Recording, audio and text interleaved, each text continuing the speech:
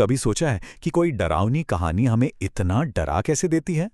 आज हम सिर्फ एक कहानी नहीं सुनेंगे, बल्कि डर के पीछे की साइकोलॉजी को समझेंगे। चलिए मिलकर जानते हैं कि कमरा नंबर 13 की गूंज हमारे रोंगटे क्यों खड़े कर देती है। कहानी की आखिरी लाइन एक चेतावनी, और यहीं से हमारी ये पूरी पड़ताल शुरू होती है। ये सिर्फ एक सलाह नहीं है, बल्कि एक भयानक तजुर्बे का निचोड़ है। एक ऐसी वार्निंग जो शायद बहुत देर से मिली। देखिए, ज़्यादातर जो अच्छी हॉरर कहानियां होती हैं ना, उनकी शुरुआत बड़ी नॉर्मल, बड़ी आम सी होती है। तो चलिए देखते हैं कि कैसे एक शांत कमरे की तलाश एक ऐसे बुरे सपने में बदल जाती है जिसका कोई अंत ही नहीं है। तो कहानी का हीरो है राहुल, एक स्टूडेंट, और उसका मकसद अरे बड़ा सीधा साधा सा है, बस एक शांत जगह चाहिए पढ़ाई करने के लिए। बिल्कुल आम बात है ना। और यही सादगी आगे आने वाले खौफ को और भी ज्यादा डरावना बना देती है। और यहीं से गड़बड़ शुरू होती है। बेचैनी की पहली घंटी बजती है। वार्डन थोड़ा हिचकिचाते हुए उसे कमरा नंबर 13 दे देता है। मतलब राइटर ने कितनी चालाकी से नंबर 13 से जुड़े हमारे डर का इस्तेमाल किया है। अभी तक कुछ हुआ भी नहीं, लेकिन दिमाग में एक डर पहले से ही बैठ गया है। अब जरा कमरे के अंदर की चीजों पर गौर कीजिए। एक खिड़की, एक मेज, एक पुरानी सी लकड़ी की अलमारी, और दीवार पर एक हल्का सा दाग। ये सिर्फ सामान नहीं है, नहीं, ये आने वाले खतरे के इशारे हैं। हर एक चीज का एक मतलब है, खासतौर पर वो अलमारी और वो दाग। ये बेजान चीजें ही तो आगे चलकर कहानी के सबसे अहम किरदार बनेंगी। तो अब तक जो डर था ना, वो बस एक माहौल था, एक फीलिंग थी। लेकिन अब कहानी एक तेज मोड़ लेती है। वो अनजाना खतरा वो अब एक्टिव हो जाता है। मतलब अब डर सिर्फ महसूस करने वाली चीज नहीं, अब वो दिखने भी वाला है और सुनाई भी देने वाला है। जरा इस टाइमलाइन पर नजर डालिए। पहली रात सब शांत, लेकिन दूसरी रात ठीक 2:13 पर दरवाजे पर एक दस्तक होती है। और फिर ठीक उसी वक्त वही दस्तक अलमारी के अंदर से आती है। ये पैटर्न देखिए कितना डरावना है। 2:13 AM, और वो दस्तक जो पहले बाहर थी अब कमरे के अंदर है। खतरा अब राहुल के पर्सनल स्पेस में घुस चुका है, बिल्कुल करीब। और फिर अलमारी के अंदर उसे मिलता है एक मैसेज, यहां मत रहो। बस इस एक लाइन ने सब कुछ बदल दिया। अब ये राहुल का कोई वहम या डर नहीं हो सकता। ये एक सीधी सीधी चेतावनी है, किसी ने दी है। ये इस बात का पक्का सबूत है कि खतरा बिल्कुल असली है, और वो जो भी है वो चाहता है कि राहुल फौरन वहां से निकल जाए। यहां से कहानी की रफ्तार तेज हो जाती है, बहुत तेज। अब डर सिर्फ आवाजों या दस्तकों का नहीं रहा, नहीं, अब ये एक साइकोलॉजिकल अटैक बन चुका है।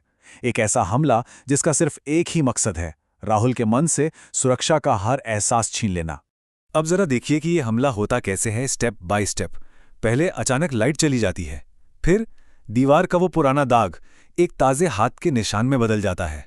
फिर एक अनजान नंबर से मैसेज आता है, मैं भी यहीं रहता था, कमरा 13। और आखिर में मोबाइल का नेटवर्क गायब, मतलब भागने के, मदद मांगने के सारे रास्ते बंद।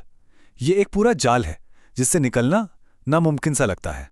अच्छा, कहानी के सबसे भयानक हिस्से यानी क्लाइमैक्स पर जाने से पहले एक कॉन्सेप्ट समझना जरूरी है। वो है डॉपलगैंगर। इसका मतलब होता है किसी जीते जागते इंसान का हूबहू हमशक्ल, लेकिन वो कोई भूत या आत्मा हो। ये कॉन्सेप्ट सीधे हमारे सबसे गहरे डर से जुड़ा है, अपनी पहचान खो देने का डर। और यही हमें बताएगा कि कहानी का अंत इतना ज्यादा खौफनाक क्यों है। तो चलिए अब हम पहुंचते हैं कहानी के क्लाइमैक्स पर। वो पल जहां वो अनदेखा अनजाना खतरा आखिरकार अपना चेहरा दिखाता है। और यकीन मानिए, उसका रूप किसी की भी सोच से कहीं ज्यादा भयानक है। तो सबसे बड़ा सवाल कि आखिर उस अलमारी के अंदर था कौन था वो जो इतने समय से राहुल को डरा रहा था। और सच इतना चौंकाने वाला है। अलमारी के अंदर कोई राक्षस या भूत नहीं था, बल्कि राहुल खुद था। या यूं कहें कि राहुल का हमशक्ल। आंखें वही, बाल वही, सब कुछ सेम टू सेम।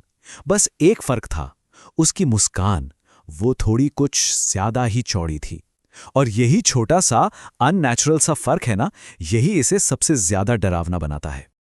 और फिर वो हमशक्ल कहता है, अब तू बाहर जा, मैं यहां रहूंगा। और इसी एक लाइन में सब कुछ साफ हो जाता है।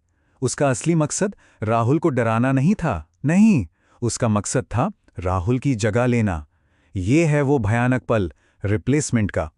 तो क्लाइमैक्स तो हो गया, लेकिन कहानी यहां खत्म नहीं होती।